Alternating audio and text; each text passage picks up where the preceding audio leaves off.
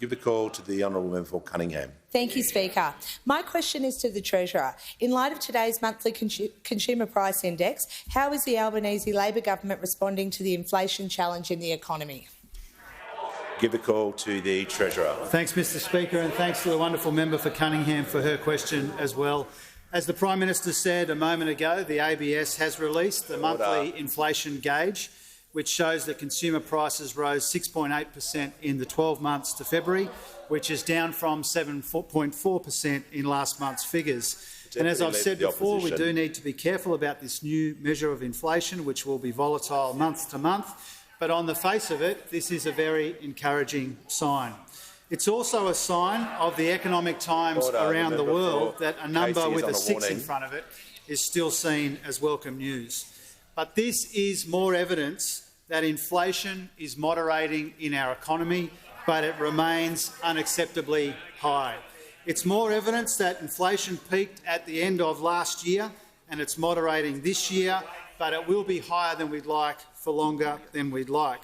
Now, we do understand that Australians are under the pump from cost of living pressures, and that's why inflation is still the primary focus of our 3-part economic plan and the major influence on the budget that I will hand down in just under 6 weeks from this dispatch box.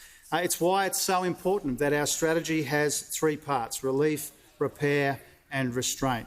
Cost of living relief where it's affordable and where it's responsible and where there's an economic dividend, whether it's cheaper early childhood education, cheaper medicines, getting wages moving again, or providing some relief from higher power bills, the measure that those opposite voted against. Repair of our busted supply chains, a really important reason why it was so important that the Parliament did pass the National Reconstruction Fund earlier today. And restraint so that we're getting genuine value for money for our investments in our economy and in our people, and cleaning up the mess that those opposite left behind when they left office. Now, the Leader of the Opposition, Mr Speaker, can hide from the voters of Aston, but he can't hide from his record as a central figure in the Morrison government, which left programs unfunded and had nowhere near enough to show for $1 trillion in Liberal Party debt. He can't hide from the fact that the worst quarter for inflation last year was the March quarter. Treasurer will resume his seat. I'll hear from the manager. Mr Speaker, on relevance, you have in the past directed the Treasurer and others back to the terms of the question, which had nothing about the Leader of the Opposition's record. He should return to the subject matter of the question. I'm going to draw the Treasurer back to the question. He's had a compare and contrast.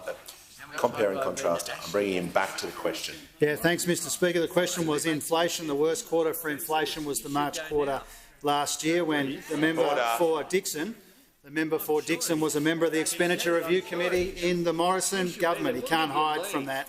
Mr Speaker, Australians understand that a lot of these inflationary pressures come at us from around the world, but some of them are homegrown as well, and a decade of economic mismanagement has made people more vulnerable to these shocks. That's why we are working in a methodical and responsible way to put together a budget that takes some of the pressure off people who are dealing with cost of living pressures, even as inflation moderates in our economy in welcome ways.